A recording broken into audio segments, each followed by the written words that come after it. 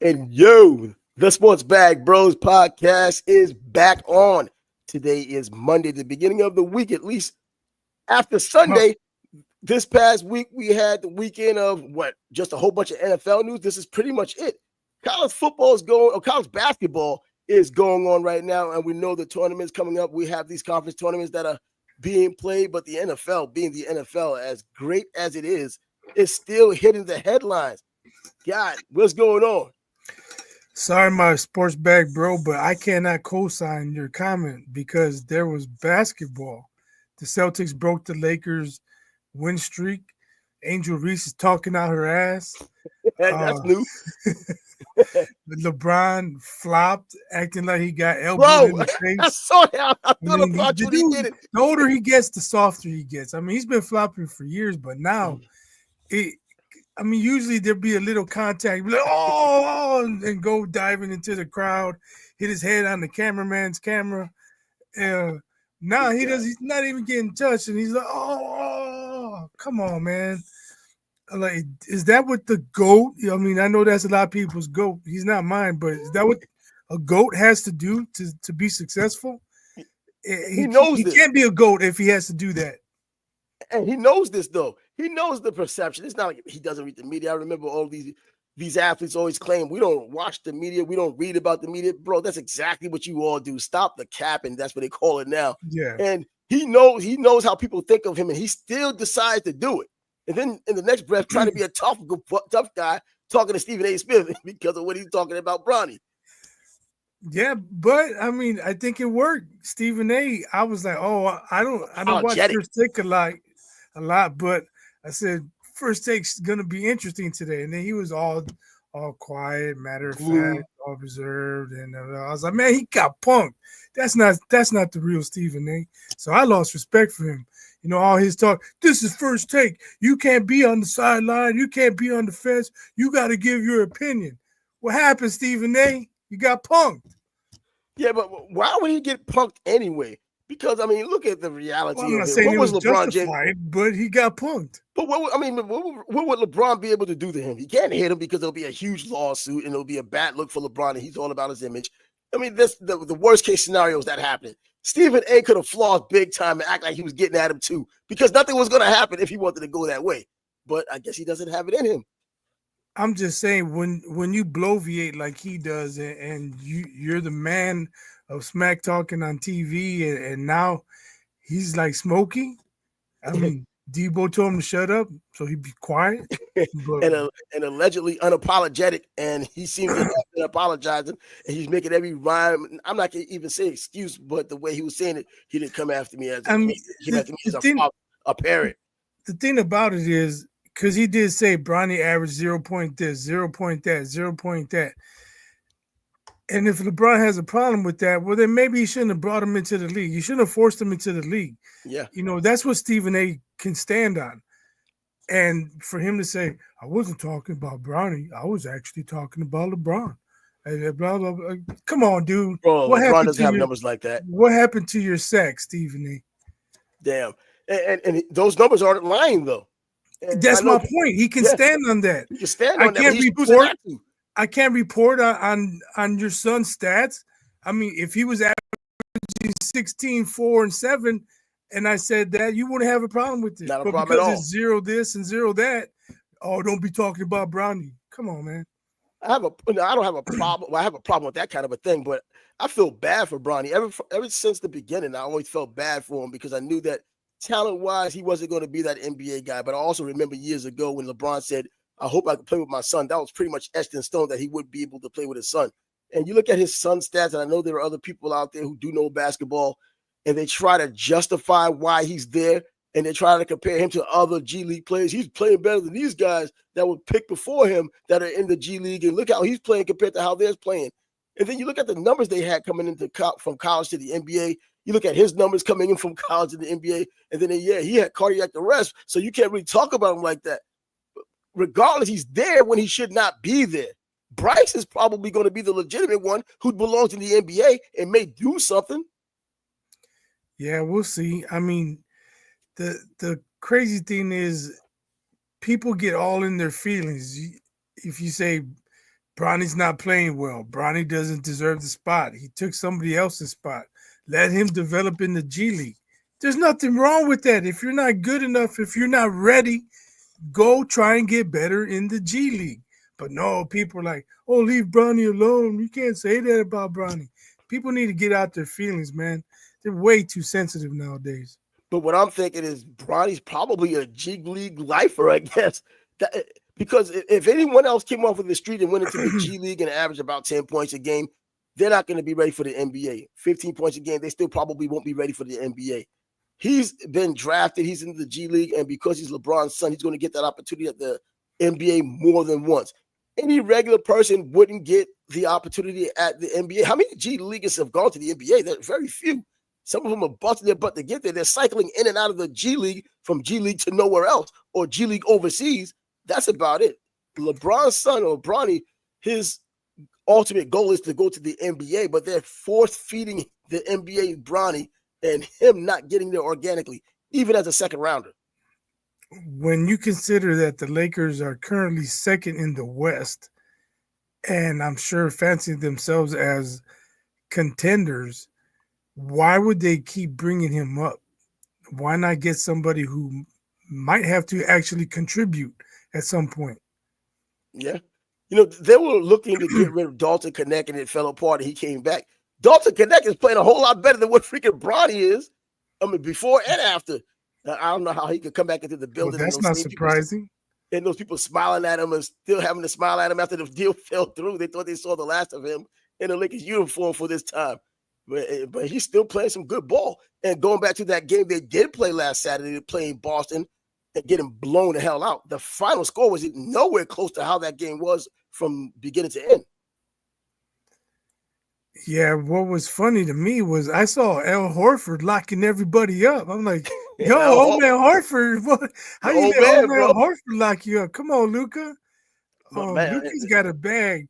LeBron, I don't know what happened to him. He got locked up a couple times by Horford.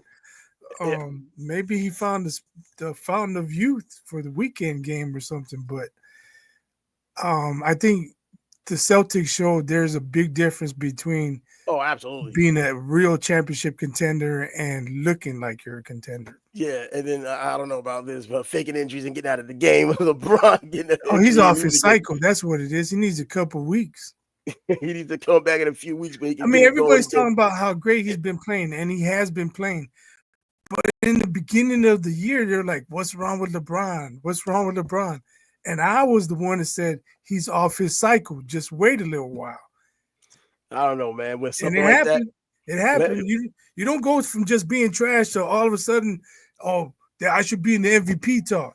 I don't know, at 40 years old, anything can happen with your damn body when you're pushing yourself like that. You know, these guys put $1 million, he and Chris Paul and other players put $1 million into their body. It makes more sense at the beginning of the season when you're freshest that you're playing your best than it does in the middle of the season after January, after the All-Star break. Come on, man. I don't know, maybe it gets a little better, at least a little bit. Your body gets into tune a little later on when you're older like that. I mean, we've hardly seen anyone playing like that or playing at that age to begin with, let alone at the level he's playing at. It's a different NBA and all that stuff, man. But that's neither here nor there. Until there's real proof, and we already know there isn't a list out there that's going to have these NBA players on it that we know of right now. You know, we're going back to those lists. We're talking about Mo Vaughn admitting now that he had HGH back in the day. I mean, since the baseball is around the corner, you know, I don't know. Until someone can prove it. Real quick, I saw a video just a little while ago. It was Earl Watson and Baron Davis. Because you mentioned the NBA is not what it used to be. I don't remember the exact words you used, but you just said a bit ago. Yeah, it is. So it reminded me. They're talking about John Stockton. And they're saying, man, Stockton was a bully. And, you know, he'd do this, he'd do that. So Watson says, Gary Payton said, hey, when you get in there, it's Mr. Stockton. Show him respect. You know, don't be playing with him. And Watson's like, man, I'm a rookie. I'm a guard him full court. So I pick him up full court. And Baron Davis is just laughing. He's like, he walked you down all the way to the free throw line, didn't he? He's like, well, yeah, hold on. Yeah, so he does this, he does that. He gets me down there. And then he fires the ball, and it's coming right at my head. So I move out the way.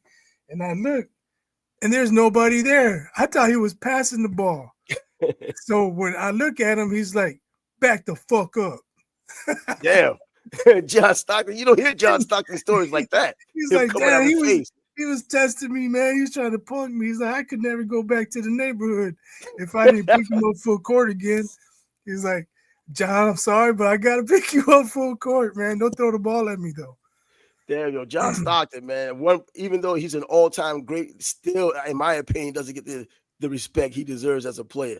I don't know what reasons why, because Larry Bird still gets his respect. People call Chris Paul the point God. Please, yes, bro, come on. He was not John Stockton. Dude can't stay healthy. John Stockton was like the freaking Cal Ripken of basketball. Iron Man, yep.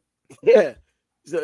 The game has changed. I don't know if anybody really debates it. I mean, they just say it in passing, but to really debate whether the game is different now than it was, I mean, come on now. We saw how they played defense back then.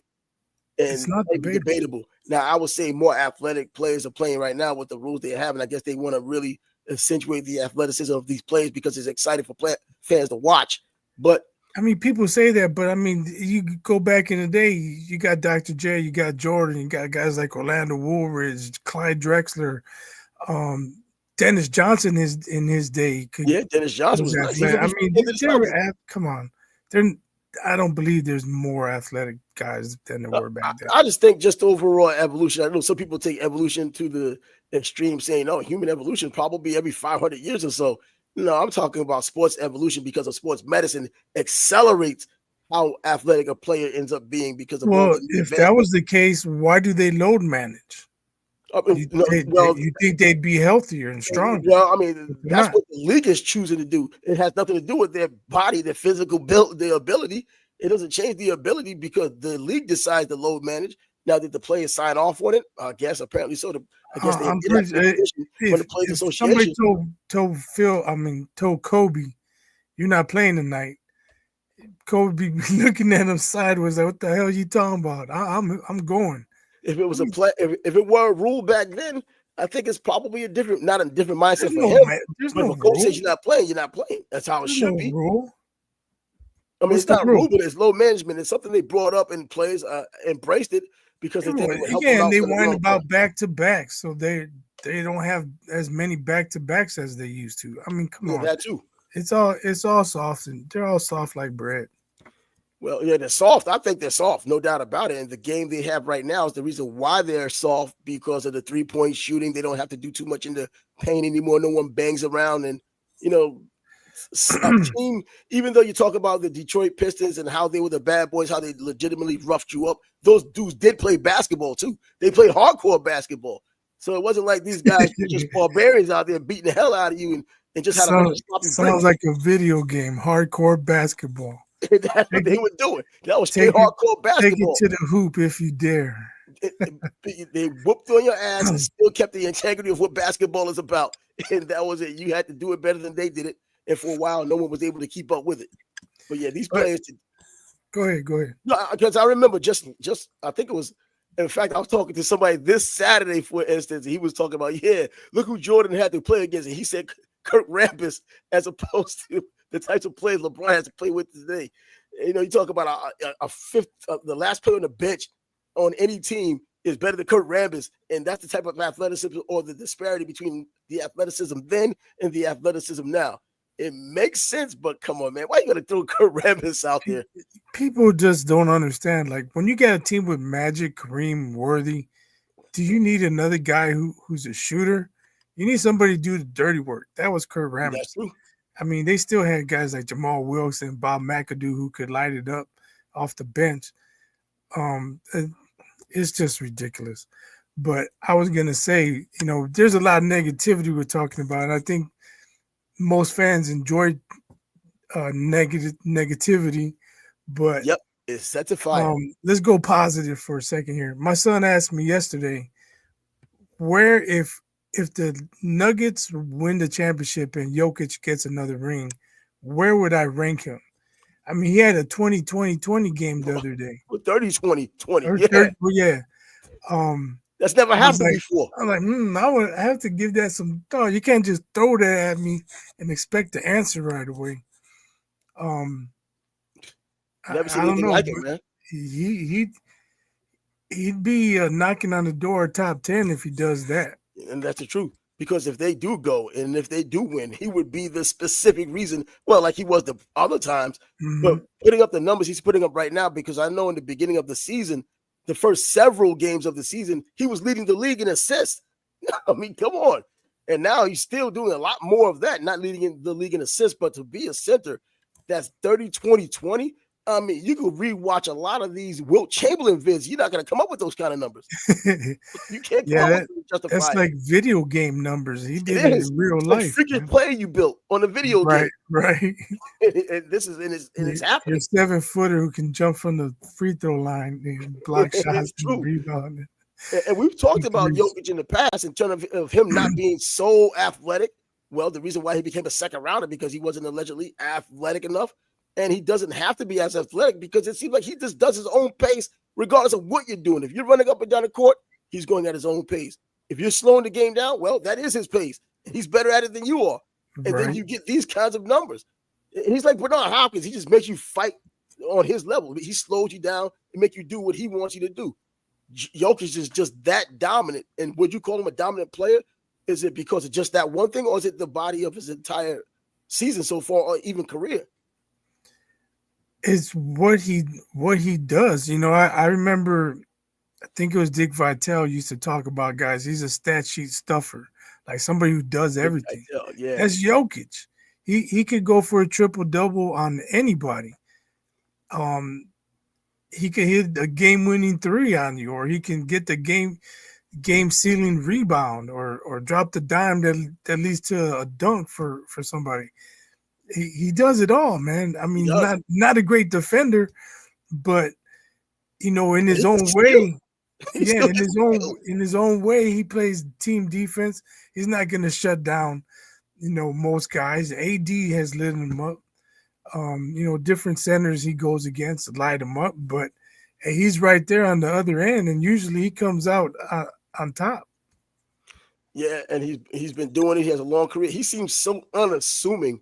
And he still pulls these numbers off. I know in the beginning of the game, it was like, man, he might not have a great game. He's just going to have an efficient game. And by the time the game is coming towards the end or the last 4 minutes of an NBA game, which seems to matter more than any other part of the game, you look at his numbers across the board, and then he still has the ball at the end of the day, and he's going to be the reason why they win or lose or extend the lead or whatever. And his greatness, it makes you wonder, did he go so late because they didn't know enough about him? Well, as regular laymen, we're not supposed to know as much about him as these NBA scouts know. But come on, man. If they knew who he was, if you had an entire draft all over again, he's number one overall for like several years. Probably. I think it has to do, you know, if you go to the combine, you run, you jump, you know, you do a shuttle drill, you do this, and he's not going to test well. I don't know if he went to a combine, but if you watch him on film, he looks slow. He doesn't jump very high. You know, he's probably not going to be quick enough to get his shot off. He's not going to be able to defend anybody. And people just didn't know that you can play in slow motion and be successful. They still don't know that because they're looking at him. He's still in slow motion. They're doing all the zipping with their athleticism and shit, and he's still getting it done, and he's ahead of the curve on them.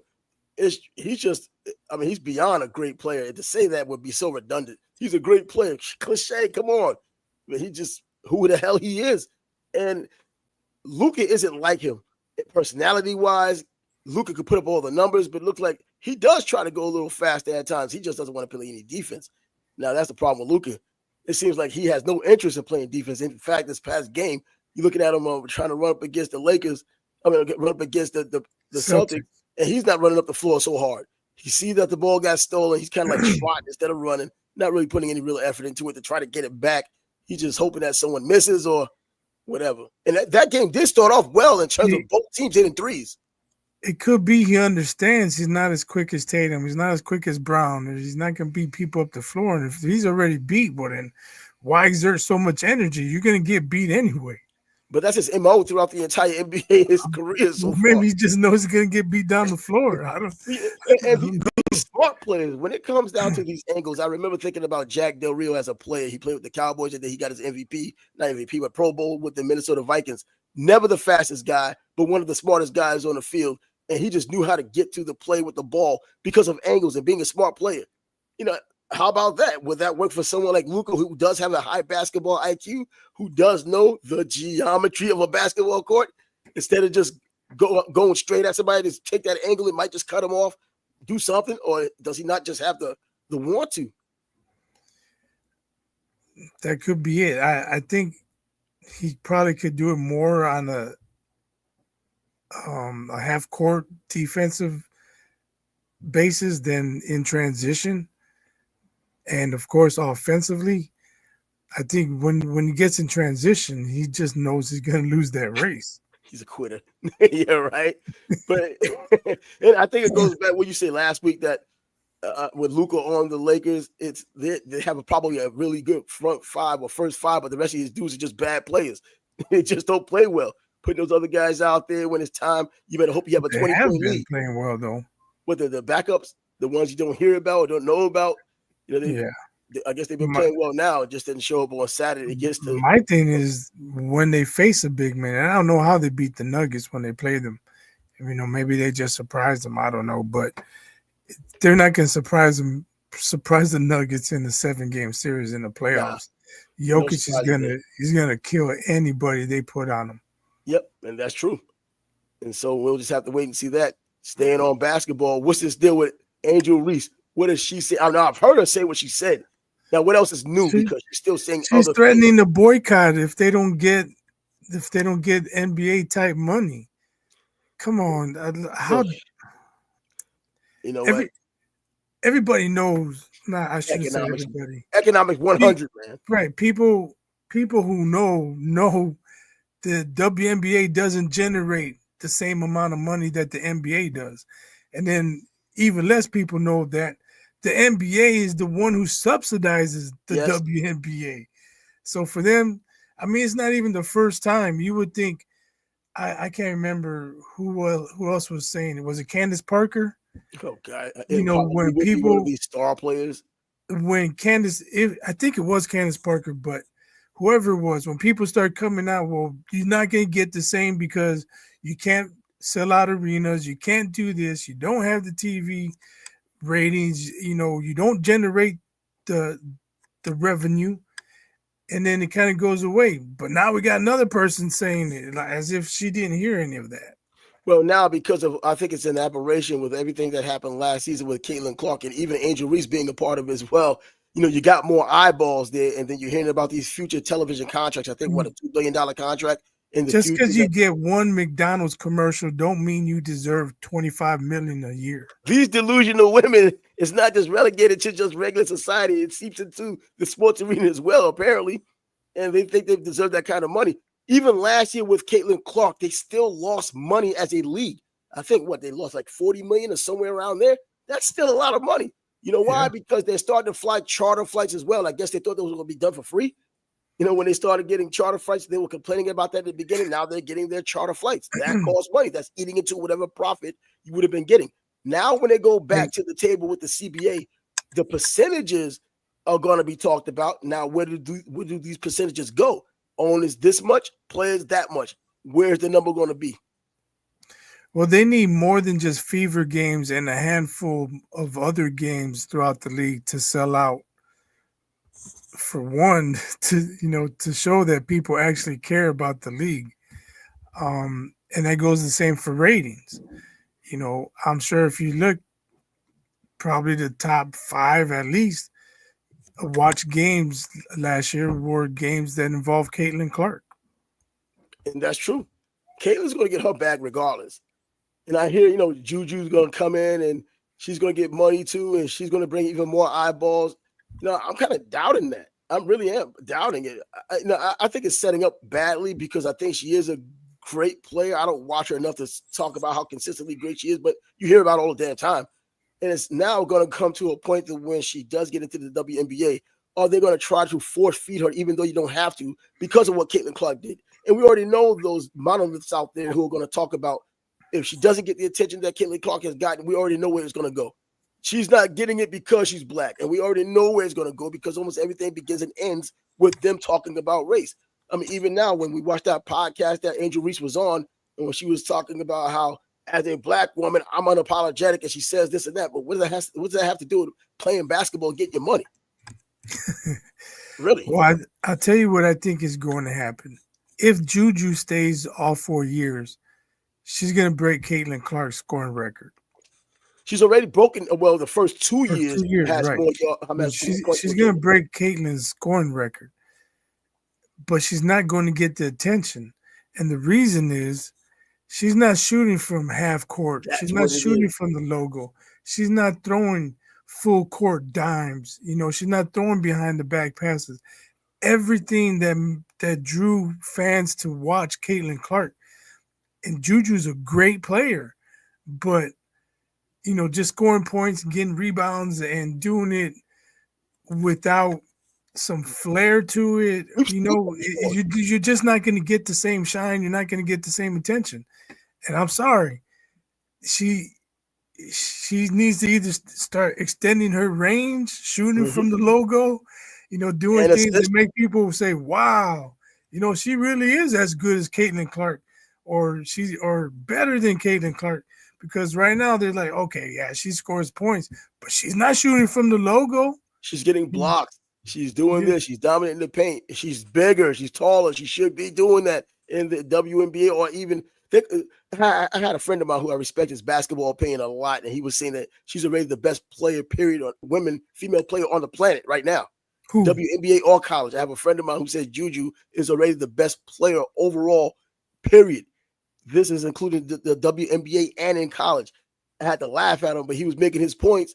Now, and it seems like he's trying to mock what happened with Caitlin Clark. And he's not one of these guys that just is on Caitlin Clark at all. He's just saying that Juju, is a better player. Now, you said she's a better all-around, that Caitlin's a better all-around player.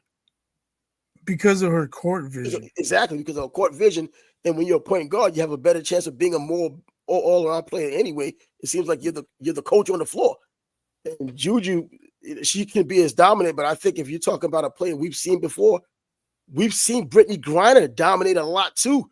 And I'm not going to say she fizzled out in the WNBA, but she wasn't as transcendent as I thought she would be in the WNBA. The thing is, let's say Juju, I don't even know if women college players can go pro after their sophomore season. But let's say Juju goes pro this year, and she's playing against Caitlin Clark, and she drops 30. But Caitlin drops 22 with 14 assists, and they win by 12. Okay, Juju played great, but who had the bigger impact?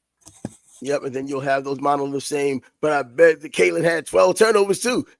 They'll just come with something. It's always the next man up. Well, she started out turning the ball over a lot, but she did that in college though. Her turnovers went down as the season went on. Exactly. And you know what? I saw a clip of her just today. She was at some event and she was like pumped up about something. And you look at her freaking arm. Someone said Caitlin's been in the gym. You can see that crap, man. That chick's been in the gym. So at least it gives you something to look forward to, how much better she's going to get from year 1 to year 2, which is typically the largest jump you make. And if she got what she had gotten last year and was still in the MVP running, obviously not getting it, but in the MVP running, it's probably hers to lose if she's showing up and has a whole season to go, had that huge break in between, doing the workout in the off season and knowing what to expect going into a second year, and probably her own goals and expectations for her second year. Yeah, sorry. I got a text message I got to respond to right quick. But in any event, Angel Reese, I know I've heard people talk about what's going on with her. Still missing shots. They talked about that pass she did that hit the backboard and came back. But what's going on here? Here's another thing. She's complaining about her salary can't pay her rent. What's going to pay your rent if you're not playing? You're not going to get paid? She'll say she's a model, I guess. And they're all models now when they take all those costumes off. I guess they're all still models. But just saying. But look at the way that they're living. You're paying, you probably living having a lifestyle that's more than what you're making. Any regular person can make the money and still live a nice, comfortable life, a responsible person. But then you get these people that understand that young people, they're going to do a lot of whatever. But if you're going to be responsible at the same time, even with that salary that's more than you've probably ever had, which is still not a lot compared to what the men are getting, come on, man. Learn how to spend your money. Learn how to be responsible. Did you happen to see her working with Lisa Leslie? Oh, no, I did not see her. There's a little clip because remember Lisa told her, we gotta fix how you shoot layups. So it looks terrible. Yeah, so they're in the paint and she's giving her some pointers or whatever, and Lisa's guarding her, and then Angel takes like a drop step and shoots a layup, and Lisa just stands there. I'm like, was that really working out? Because she's gonna get resistance. No one's gonna just stand there and watch her shoot the layup. And I think that's what it is. You see her fighting for position, and then she just throws it up. You gotta get somebody in there to play actual defense. I don't know. I just thought it was pretty silly. It was probably for the cameras. And it does work for her too. Going from year 1 to year 2, if that's going to be the biggest jump, it just doesn't work for Caitlin Clark. It works for anybody who puts in the work. And I would like to believe that Angel Reese is putting in the work, even though she does a lot of these things on the outside and still gets a lot of attention for things that kind of non-basketball. I think she puts in the work, and we'll see it, because ultimately you're going to show who you really are. If you're in this league for, even in the WNBA, if you're in this league for any period of time, we're going to see if you're a legitimate player or if you're just somebody who's happen to be carried by the media or what, or if you don't even belong. Yeah, well, and you know what I say? Instead of her trying to be like Dennis Rodman, be like Moses Malone. Get your rebounds and put them back in the hoop. I'm about to say that part, Moses Malone, but he was doing it legit and had the talent to do it. She was missing some bad ones last season. I mean, horrible ones. Yeah, she would keep missing. At least Rodman would kick it out or dribble. Yeah, right after a while. But she wanted that damn 2 points, and she didn't keep it. Took 6 tries to get those 2 points, which she should have had 12. But hopefully her game improves. But this boycott talk is ludicrous. Annoying. It's annoying. The basic economics of it, when you're already in a deficit, where's that money going to come from? And they don't have any answers for that. Somebody will give you some word salad answer of why the money should be there, but it isn't there. The NBA has been subsidizing them since their inception. The next time somebody's a WNBA player or anybody, a coach or who analyst says WNBA players need to get paid like NBA players, I want Adam Silver to say, okay, we're going to pull out our money, see how you do on your own. Good luck. Imagine. David Stern probably would have done it before Adam Silver. Now, David Stern, I know he's soft as hell. I'm just saying. I would like to see. Stern would have probably not have done that either, because I remember how much he defended the WNBA when Jim Rohn kept on trying to make him say the WNBA was a damn. He wouldn't say it. He was like, Jim, stop doing it. So he stood by that. But now at least it's seeing some type of a silver lining. And that television contract they talked about last year, that it may be a $2 billion television contract. So I guess that's CBA, because right now, I think in the WNBA, the players only get 10%, right, of the revenue share. I don't know. The NBA, I think, is a 50-50 split, but in the WNBA, they get 10%. But they get 10% for a reason, because if you're getting 10% and the league is still losing, shoot, you better be glad you're getting that 10%. Right. Come on. Should be getting nothing. Should be paying them to play. Like what do you say about you don't want to be like the ABA where players don't get paid on payday and then teams fold in the middle of the season because they heard can't. Zeke had something to do with that. Huh? And it said Zeke had something to do with that. Isaiah Thomas. It's like everywhere he goes, man, things just kind of went down the tubes. I don't know what the story is about the ABA, how he destroyed it. I just heard when it got destroyed, it was Isaiah Thomas. Damn, him again? What the hell you doing here? Isaiah Thomas didn't have anything to do with the ABA. What? No, CBA. Canadian League. I'm talking about the ABA. Yeah, I'm talking the ABA. Red, white, and blue ball. Red, white, and blue ball. Yeah, that's what I'm talking about. We had the Dr. J deal. Yeah, I remember. But I'm talking about the CBA. Yeah, he killed the CBA. But damn, I'm still trying to wonder what the hell he did to the CBA to kill it. Yeah, everywhere Zeke goes, something happens. Someone doesn't like him. I don't know. But anyways, I guess that we could stumble into that football conversation. But before that, some baseball news comes up. Garrett Cole getting Tommy John surgery tomorrow. I don't think it's a surprise because even when he had gotten his MRI a couple of days ago, he was saying he was concerned about the results. Well, he had a reason to be concerned about the results. He's gone for the 2025 season, and at his age, he'll be back next year, but certainly not the same. But you never know because with Tommy John surgery, players typically come back better than what they were. Yeah, I believe that's due to like they're pitching with damage in their arm. They don't know the extent of it. Then they get it fixed and they come back stronger. Yeah, that Tommy John deal is right there in the elbow because I remember when Tommy John got the Tommy John surgery. It was never done before. It sucks when you get things named after you. I think I heard someone say that before. When you get a surgery named after Gehrig's disease. Or Lou Gehrig's disease. Nothing good. So keep the names out of this and just call it an injury or call it a disease and try to be scientific about it. But yeah, here's another story. Says I guess we're back to get into the NFL. Zach Wilson going to Miami as if that's news. Zach Wilson, come on. I mean, you're going from New York to Denver to Miami. You're not going to do well anywhere you go. He hasn't developed and probably won't. But now, is he going to beat out Tua? No one's beating out Tua. He'll get in if Tua's hurt, and then he'll get a chance to get booed by Miami Dolphins. Like that, he was a Jet doing the same thing. But speaking of the Jets. Yeah, speaking of the Jets. Justin Fields. Come on, drop it. Justin Fields is now a New York Jet, the former Chicago Bear, and then Pittsburgh Steeler, now made his way up to New York and now is a New York Jet. And with Aaron Glenn now the coach and them getting rid of players and players leaving, I mean, Devontae Adams, he came in and he was probably, he came in because of Aaron Rodgers. Aaron Rodgers is not there. Now Devontae Adams is gone. And you're trying to set your own identity. Why not with a young quarterback who's at least gotten some experience, now has a new start, and the pressure isn't on him to beat someone out for a job like he had to do with an old Russell Wilson last year in Pittsburgh. He's coming in with a fresh new slate, and the team will be built around him. There's no other way you can do it. You do have Breece Hall at running back. If he had a real line and a real offense, he would be one of the elite running backs in the NFL. So my issue is them giving him $30 million guaranteed. I don't know if that was a smart move. Now in the long run, is $30 million that much? I don't know their cap situation. No, I don't think so. But I don't think it's a problem because the way these quarterbacks are getting it now with the $200+ million contracts, when someone like Daniel Jones can get about $180+ million in a contract, he's pretty much a journeyman talent wise and hasn't produced anything. They thought he was him. I don't even think I can't remember if the owner said it or otherwise, or someone else said it with the Giants. They was like, well, when they started seeing these other contracts blowing up, I'm glad we got Daniel for what we got him from. Pretty much admitting that, he's not one of those guys. And he came out publicly and said that. We're glad that we got him at the price we got him at.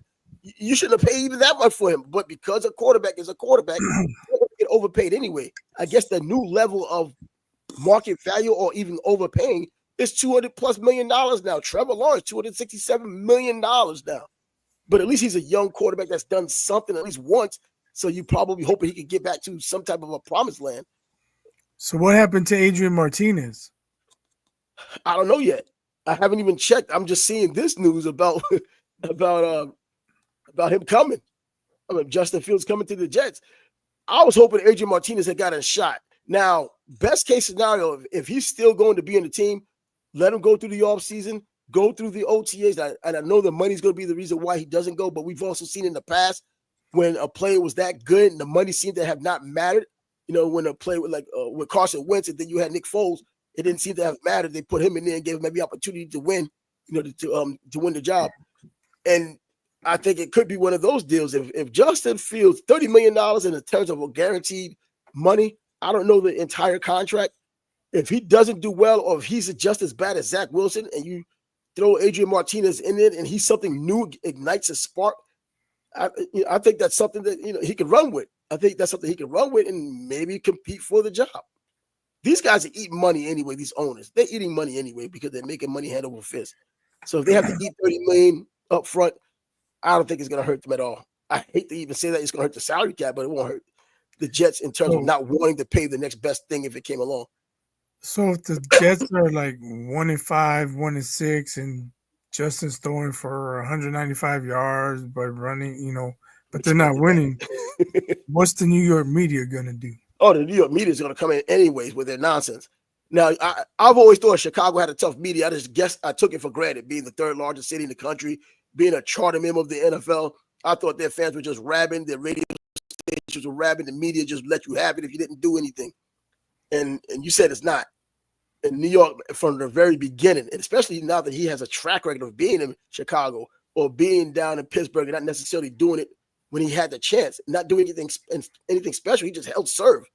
And I know how those people in New York, WFEN in particular, saying things on the radio, and those fans, they're going to be obnoxious because that's who they are, but even more so because they at least have a track record on him. And if he doesn't live up to expectations, even in preseason, if he gets a chance, he's going to hear it. Now, how can he deal with it? How does he deal with it? I don't know. So Chicago sports radio, they'll get on players and coaches. It's the media live, like a press conference, that don't ask the tough questions all the time. No, these guys, I know in New York for sure, they ask the tough questions. I mean, they really ask you. They don't, you go to certain markets and you hear these questions that are asked, and it seems like they're asking you the question that's not going to get them eliminated for the next interview.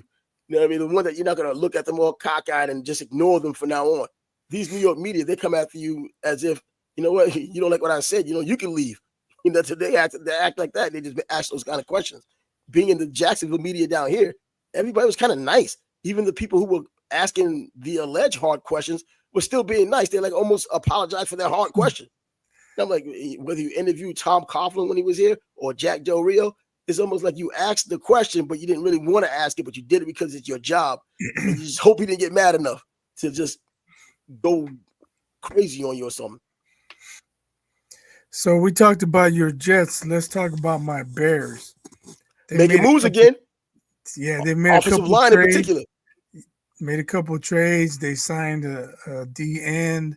They signed a center today. But I have to reserve judgment, man. Last year I was like, yeah, we got guys coming in on the line. We traded for Keenan Allen. We drafted Roma Dunze. Man, we're going to have a high-powered offense. I don't know if any of these guys they're bringing in are difference makers, man. They might be better than what we have, but that's not going to be hard to beat. So I'm glad to see them making moves. I just don't know if they're going to be high-impact moves. I like last year when they made the moves. I think they made the most splash moves in the NFL last year in the offseason. It just didn't really turn out that way. I was surprised that it didn't. But now they're really definitively going after the offensive line. And they still have an opportunity to go with offensive line in the draft, too. So if you get these older guys, these older vets, bring in a young guy that has potential, you're setting yourself up at least for something, in the immediate future and in the future. Yeah, hopefully that's the recipe, right? Bring some vets, help you develop young guys. I think they have to go O-line or D-line at number 10 in the draft. They have to. I'm looking at mock drafts, and they were talking about offensive linemen. Most of them I've seen. People talking about Genty. Genty? Yeah, that's who a lot of Bears fans want. He's used to playing in the cold, being up there at Boise. Yeah, but is your running back going to help keep Caleb Williams upright?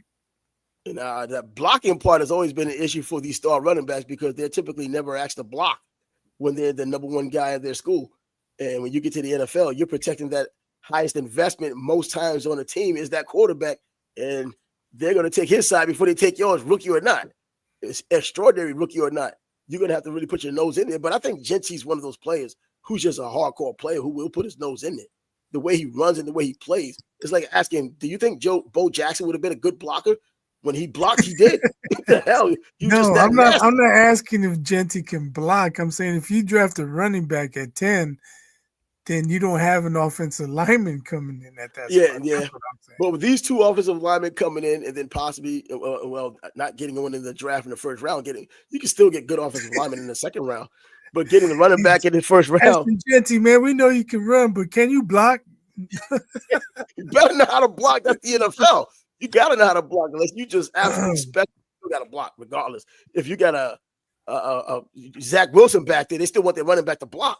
Come on. You want to ruin this guy, even though he's already ruined. yeah, but how about this Garrett Miles nonsense? Miles Garrett nonsense. Miles Garrett nonsense. Acting like he didn't want to play for the team, acting like everyone was pissed off. The owner doesn't want to talk to Miles Garrett. That's what the news was saying. He doesn't want to have anything to say with him. And the next thing you know, they're getting this freaking record-breaking contract. Lame, man. That's lame. He's acting like he didn't want to be here anymore.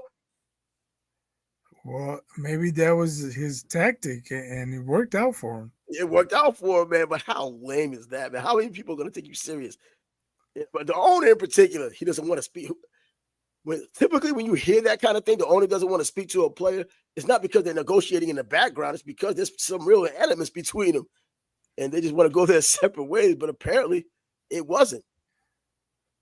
Yeah, well, maybe, at that point in time, he didn't like what was being said, and then they gave him that bag, and he's like, hey, I feel a whole lot better about you guys. Man, that bag makes you feel a whole damn lot better. Even if you're not going anywhere, you're re-signing with Cleveland, man. Nothing's going to go well. We've seen how things have turned out in the Deshaun Watson saga. I still don't know where the hell that money's going to come from if they're going to be able to find something eventually to recoup some of that money, even though it was 100% guaranteed to the point to where I thought they just knew something or knew the judge himself was telling them, yo, it's good to do that because I got his back. No. So who is their quarterback right now? I don't know. I mean, Deshaun Watson, Jameis Winston. I'm thinking maybe they would have done well to sign Justin Fields. They're kind of defense heavy. Hey, Justin, just don't turn the ball over. Get down, get a couple of scores. Keep us in the game. Because I think that's what he's going to do with the Jets. And if our defense doesn't get any better, if our defense is still slipping from what it was 2 seasons ago, last season they took a step back. I hope it's not another couple of steps this season. I don't know. I'm just thinking, like, I can imagine New York media. Like, yes. Oh, man, Justin Fields couldn't beat out Russell Wilson, and now he's our quarterback. And, like, it's probably not even going to start off very well for him as far as dealing with the media. Yeah, we'll see because they're going to come after him. They'll be nice in the beginning, cordial. And then when they start, they'll hear nonsense there in OTAs and start acting like this is the middle of the season, let alone going into training camp. That's just New York media for you. It is players can play a lot different in New York as opposed to somewhere else. You can go to New York, can't handle the pressure, move somewhere else and do well. Darnold has done that. And now, Darnold is no longer with Minnesota, even though he had a breakthrough year himself. I think he's in Seattle now because now Seattle has given Geno Smith to the Raiders or traded to the Raiders. And now the Commanders are trading, are getting Larry Tunsil from the Texans. The Commanders, Larry Tunsil, excellent offensive lineman. Yeah. I mean, out of Ole Miss, I don't know if you know the story about him. He was here in Jacksonville area at Lake City High School. Phenomenal player as a high school player. And they were talking about the money exchanges before NIL came around, the money exchanges and why he ended up at Ole Miss and all the nonsense that come along with that. But now the Commanders making moves. And I think they're trying to get that jump in on Trey Hendrickson from Detroit. Was it Detroit? No, from Cincinnati, was it? They're trying to get the jump on him because he led the league in sacks. My brain's not in football mode right now. Yeah, I know, right? But all this news is coming so fast. He had 17 and a half sacks this past season. And so the Commanders look like they're making moves. And you know what? Going by what they did last season, I'm not going to say it was smoke and mirrors. They did it with I think a bona fide, legitimate quarterback who's definitely going to be their future for as long as he's there. They're just adding more pieces to solidify what they have because even on the defensive side of the ball, what were they, 13th? Giving up points? Shoot, that's not bad at all. I mean, you're just you're in the top half and nothing else. But you mentioned Seattle, and that made me think of Shane Waldron. I heard something on the radio this week. They said Shane Waldron had a passing game coordinator and a quarterbacks coach that he had working with Justin Monday through Thursday, and then his plan was on Friday, I'll go over the game plan with him. How are you going to be in sync with your quarterback when you're not spending that much time with him? And so it's no wonder he got the boot 6, 7 games into the season. But if you're Eberflus, Lose LOSE, LOSE, yeah. how do you allow that to happen? Hey, we got a rookie quarterback. I need you spending more time with him. Instead of him bringing Justin into his office, talking to him. Eberflus is a defensive guy, man. How's he going to develop the quarterback? So glad those guys are gone. It was a year too late, but they're gone. You know, usually when things happen, you know, guys bad, they get fired, and then little by little you start hearing things, and it just makes you wonder, well, why was it allowed to go on? If you knew this was going on, why didn't you put a stop to it?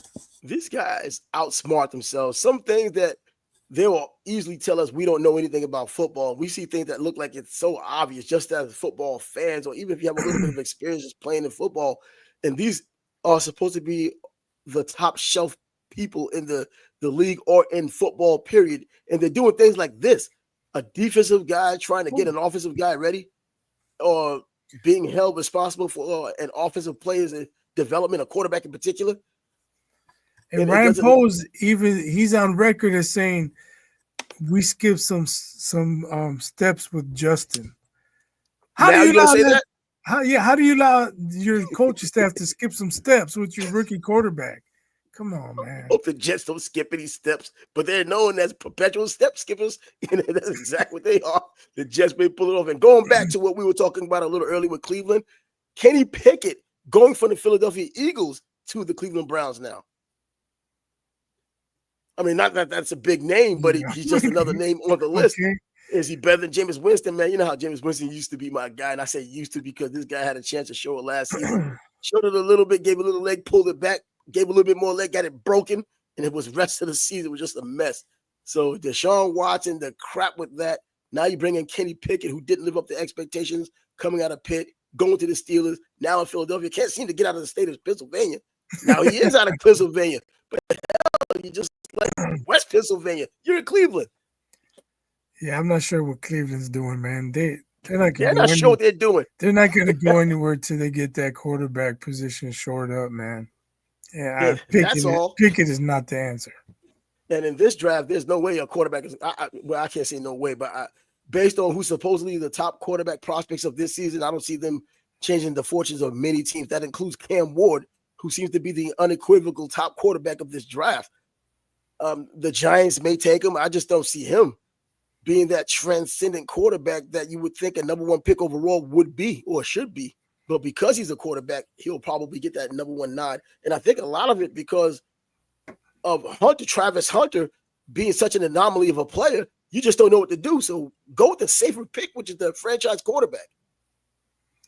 Maybe they might be better off trading down and accumulating draft picks. Yeah, do exactly what the Dallas Cowboys did years ago. My first NFL draft in 1990, and the Dallas Cowboys, I remember it was just 28 teams back then. The Dallas Cowboys manipulated the entire draft. I think it was like the first round was like 4 hours long or something like that, because every time it came out to like the final seconds of the Dallas Cowboys pick, the Cowboys have made a trade. And all they did was accumulate all these picks. As it turned out, those picks contributed to those championships they won later on.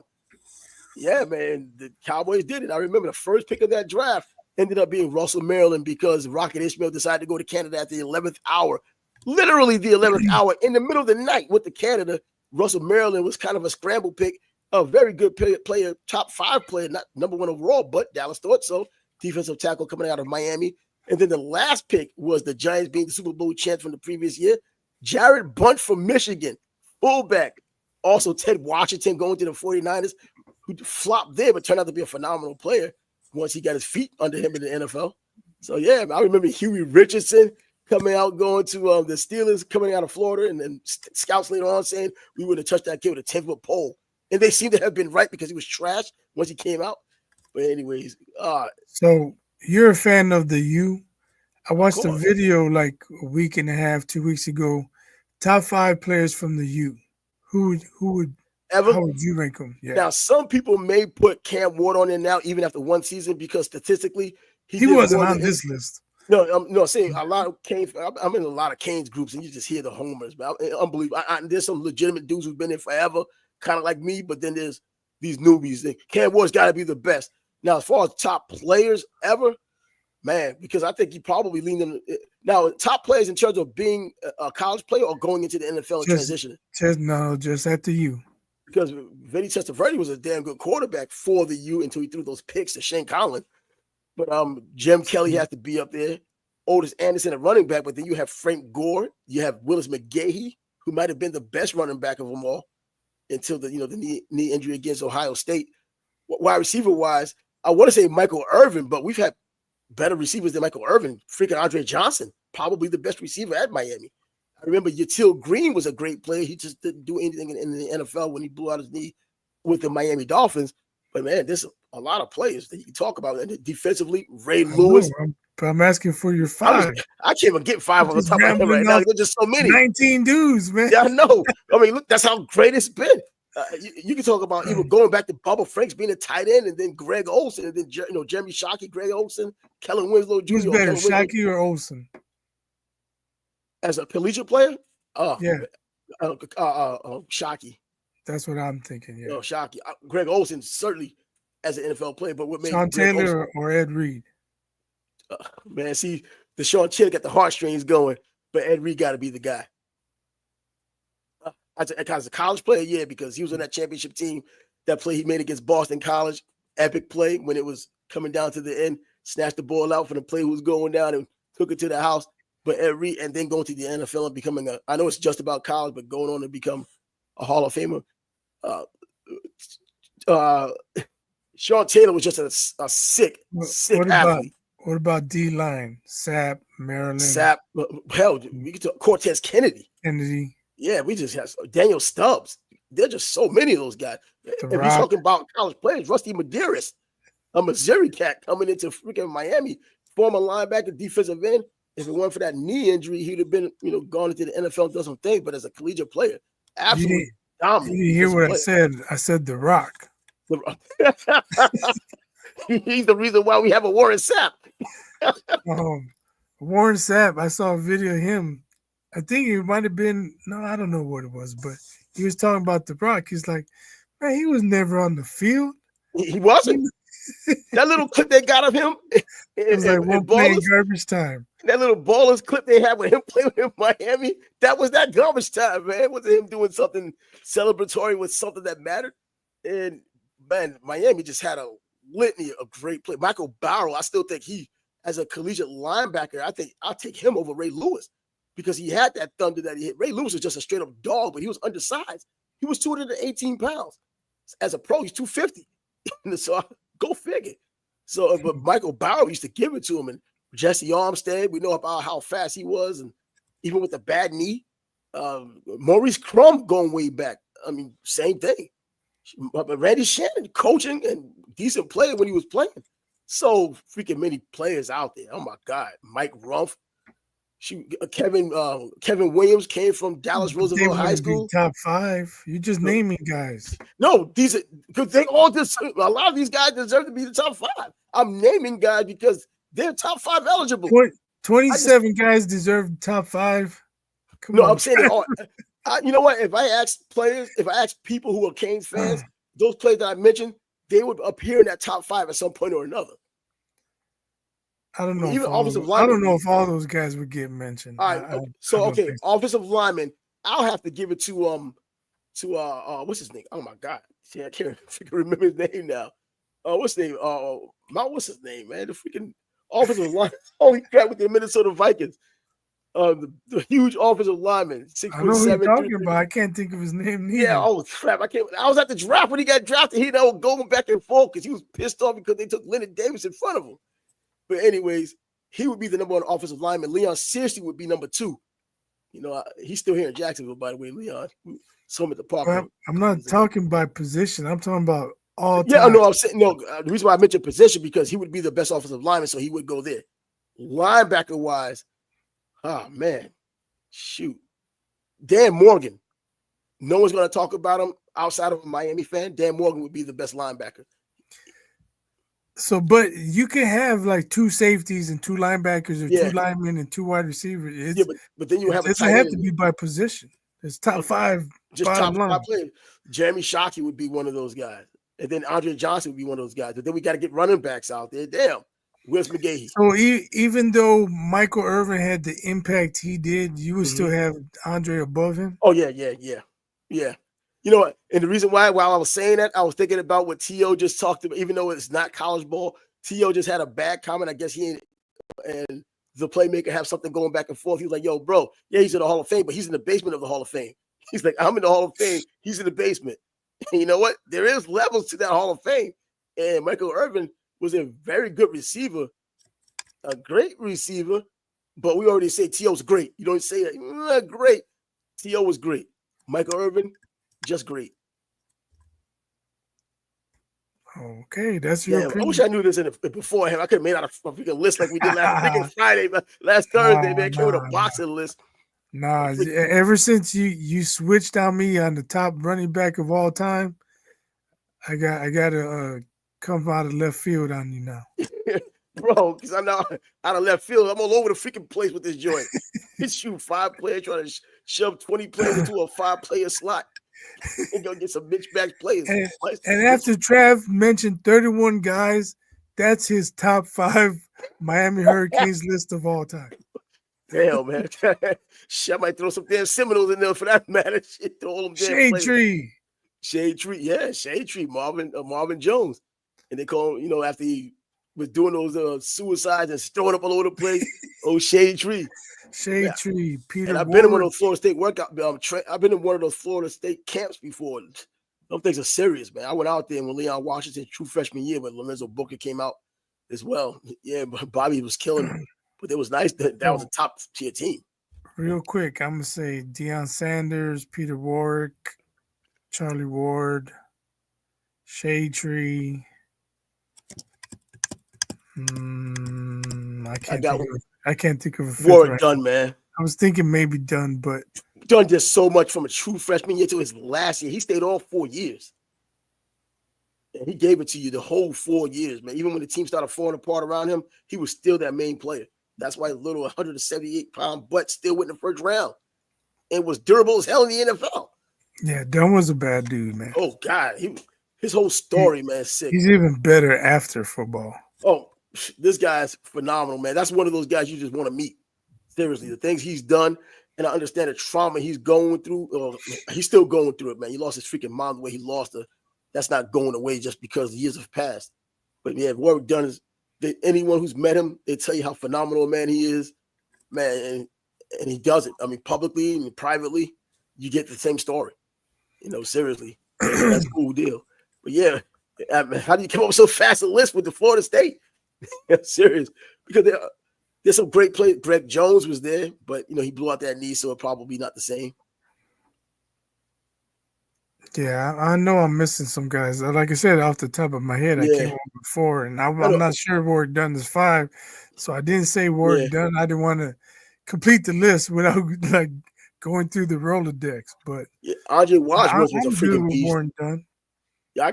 Warwick Dunn, man. He's one of the most beloved Seminoles anyway, so someone's going to put him on a list if nothing else because they love the hell out of him. But for what he had done, when you really look at what he's contributed to the team. Work done. There's Sebastian Janikowski. Yeah, as a kicker. Yo, Scott Bentley. How about that cat? Coming in from Colorado and put him on the front page of Sports Illustrated as a kicker, as the missing ingredient to the national championship. And then he ended up getting that little incident with that woman with the video camera. Just a nonsense. But anyway, I guess that's going to be it for right now, man. Went through the whole gambit. Didn't even look to talk about some college ball, but it came up anyway. Spring practice has already started for schools anyhow. Spring games. I was planning on going to a Miami spring game next month, but Carson Beck isn't playing because of elbow surgery, so he'll be back in the fall. Hey, well, I got to give you a heads up. Next week, the tournament starts on Thursday, so we might want to do our show on Wednesday. Next week? Yeah. Because I won't be here next week. When When are we doing the show then? Oh no, I'm going to do it next Monday. Yeah, because next Monday.